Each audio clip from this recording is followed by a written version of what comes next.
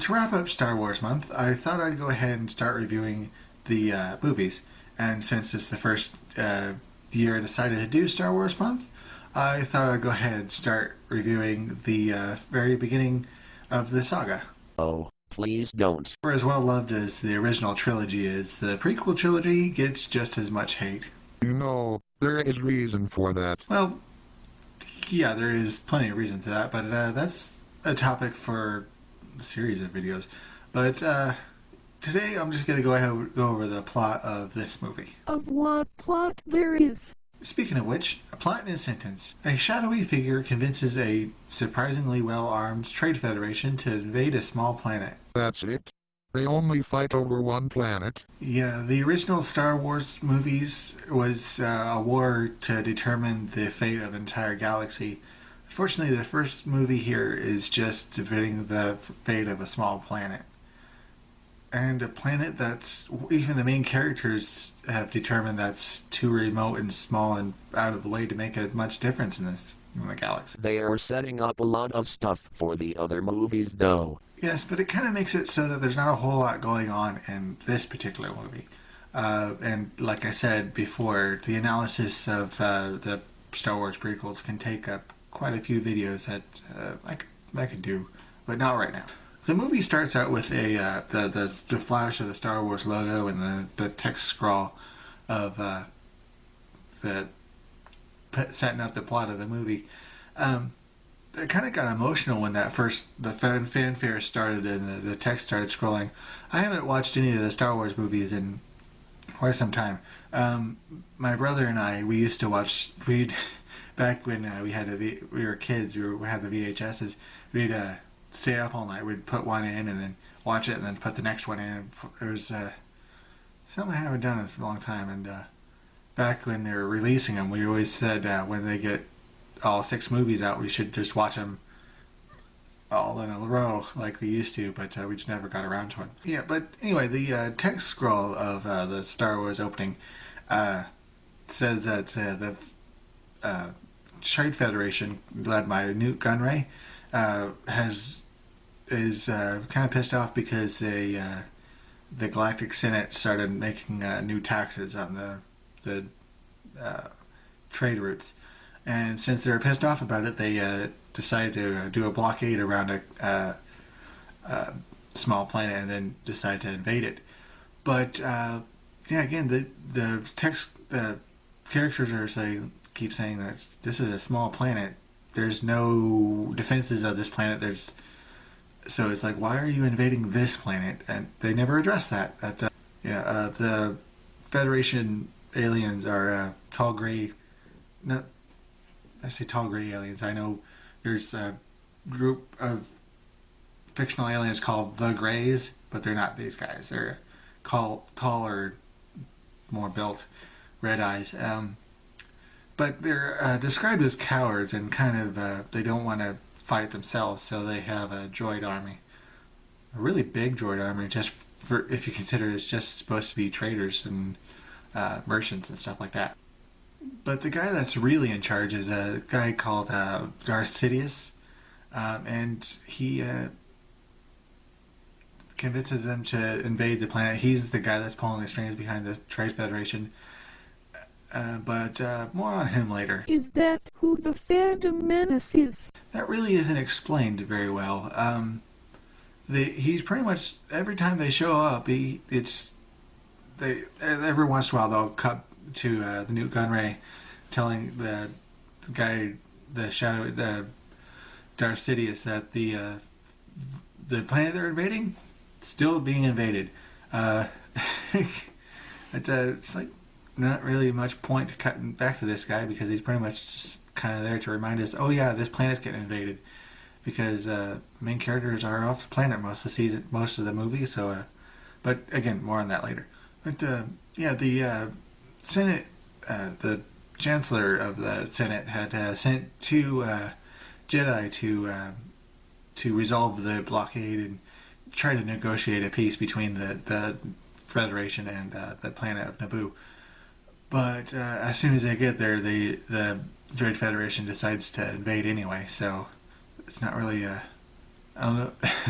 as soon as the Federation discovers that they're Jedi, they just go ahead and invade. So they never really talk about why they're invading or their goals of the invasion. Just start the attack. Qui-Gon Jinn is one of the Jedi that was sent to resolve the blockade. He was played by Liam Neeson. In my opinion, he's one of the more talented actors in this movie. Not that he has much to work with, really, but what he has, he goes with. The Jedi is supposedly the guardians of peace and justice in the galaxy.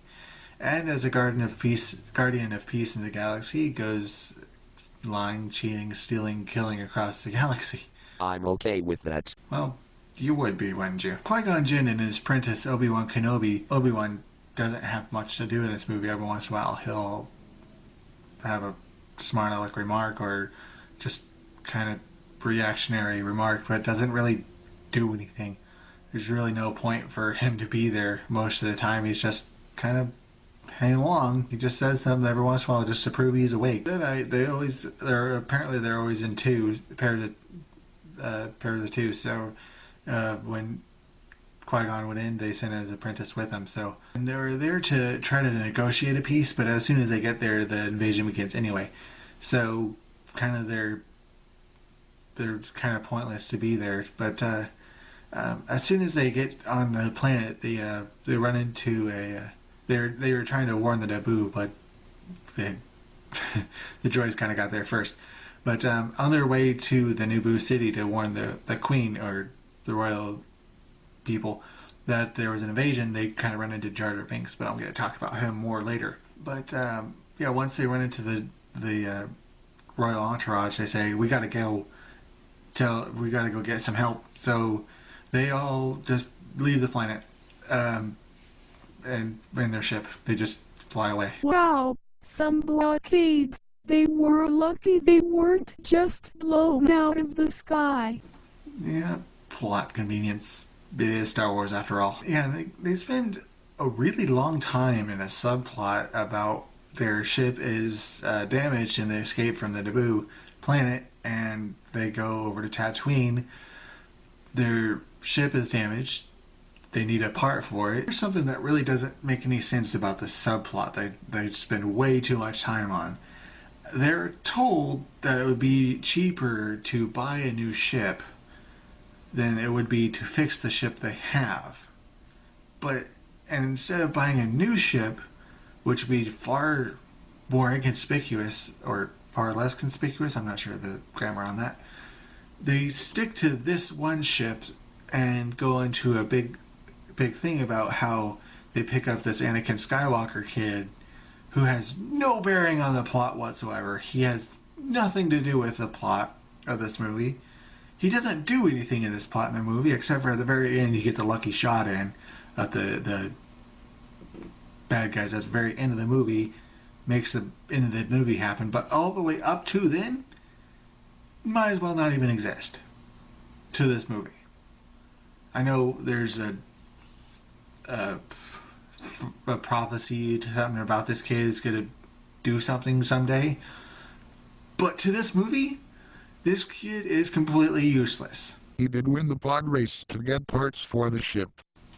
Yes, but that's barely a subplot to this movie. And outside of getting a entertaining race in the middle of the movie, he doesn't do anything. Yeah, he blows up the enemy ship, but in my opinion, it would have been better if they would have built up a pilot that was in the Naboo fighter resistance or something. That it was just other than just this kid's here now. This kid is going to shoot everything because he's the hero. Because heaven forbid that someone actually having something to do with the plot do something relevant to the plot. Anyway, when they finally get around to going to the Capitol, they run into Senator Palpatine. And if you don't know who Emperor Palpatine is, you're watching the wrong video. And he's very obviously the shadow figure that the Trade Federation people are talking to. All he does is wear a hood. He doesn't really... He talks a little bit more menacingly, but he doesn't really hide his voice. and you really don't know much about this Emperor, this Senator Palpatine, and he convinces the Queen to overthrow the Chancellor, even though she says he's our biggest supporter. There's no evidence that he was supporting Naboo, other than sending the Jedi, which secretly sent the Jedi in the text title crawl at the very beginning of the movie. Why? How are they being supported? Anyway, that's again another another video. And interestingly enough, they didn't really try to convince the Senate very hard to convince the Senate to support Naboo or help Naboo. They pretty much go into the Senate here, in front of the Senate, say, the Trade Federation's invading our planet. Trade Federation says, no, we're not. And they just say, well, we tried. That's all they do. The Trade Federation demands proof of the invasion, and they don't provide any. Wouldn't the testimony of the peacekeeping ambassadors of the Jedi that were sent to negotiate the situation be considered evidence? That's it, though. They don't testify. Wait, what? The Jedi don't say anything to the Senate. Yeah, that's pretty much the entirety of the Naboo people asking for help. That's the entire motivation of the movie. That's what they're doing for the vast majority of the movie. They're going to go ask the Senate for help. At the very beginning of the movie, the shadowy figure says he's got the Senate bogged down in procedures and pretty much gridlocked the Senate. So he tells the audience that the Senate's not going to help. So he spent all his time trying to go to the Senate to ask for help, but they're not going to help because they won't do anything. So the audience is pretty much told the same thing at the end of the movie that we're told at the beginning of the movie. So it's like, why even bother doing anything in the movie? Yes, but the good guys didn't know that. Yeah, sure, the good guys didn't know in the movie the Senate wasn't going to help, but the audience was told. And so you're basically telling the audience again what you've already been told, so it's kind of pointless. Yeah, and after the Senate says, well, we're not going to help you out, they decide to go home and fight for their planet. Why didn't they start off by fighting? They keep saying they don't have an army, but then when they go home to fight, they had an army. Well, who knew? The Jar Jar knew, but he didn't say anything. Been all this time goofing off, says they have a massive army that could use to repel the invasion. That would have been nice to know. Well, I'm sure the people on the planet would have liked to know that they had an army. But they seem to forget, because when they get back to the planet, the Gungan city, or Jar Jar is an alien known as a Gungan, the Gungan city is completely just abandoned. They go talk to the Gungans. Hey, you have an army? And they're like, yeah, we have an army. Let's go fight. What a great idea that would have been when you were being invaded. So now that they're invaded, they're going to fend off the invasion. But yeah, the big climactic battle at the end is them trying to take over the city and blow up the battleship, because the battleship is controlling the droids, and once the droid ship's destroyed, all the robots stop working. But yeah, let me go ahead and go over the good points and the bad points. The bad points is they spend... Okay, the first of all, that's a completely another video. I can speak for hours on what's so wrong with this movie. And I have quite a few theories on how I could fix it. But anyway, those are the plot points. The thing I really don't like about this movie is right in the middle of the movie, it's almost half the damn movie, they just go off to Tatooine to deal with this little kid. What are we doing with this little kid? we just kidnapped this little kid because little kid has powers. And there's a prophecy around this kid. But what does that have to do with the plot of the movie? Nothing. They spent half the movie just dicking around. There's a plot over here about their planet getting invaded, but yeah, we're not there. We're over here.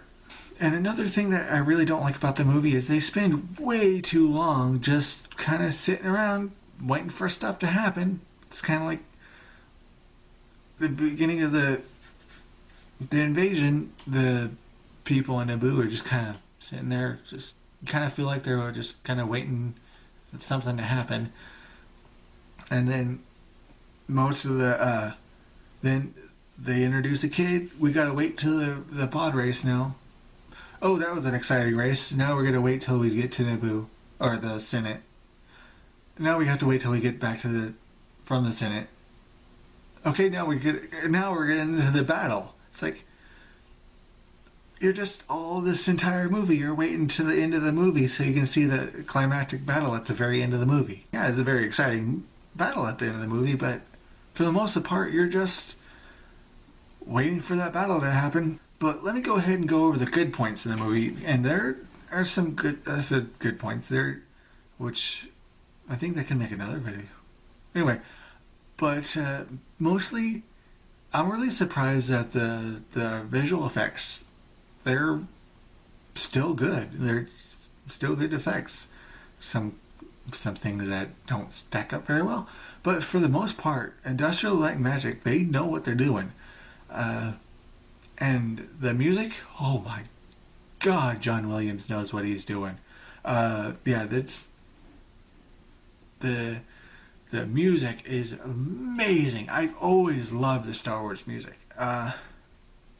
And the Battle of the Fates music is amazing. That's my favorite music of all time. The Star Wars theme, the background music, I love the music. The action, when it gets around to the action, it's really good action.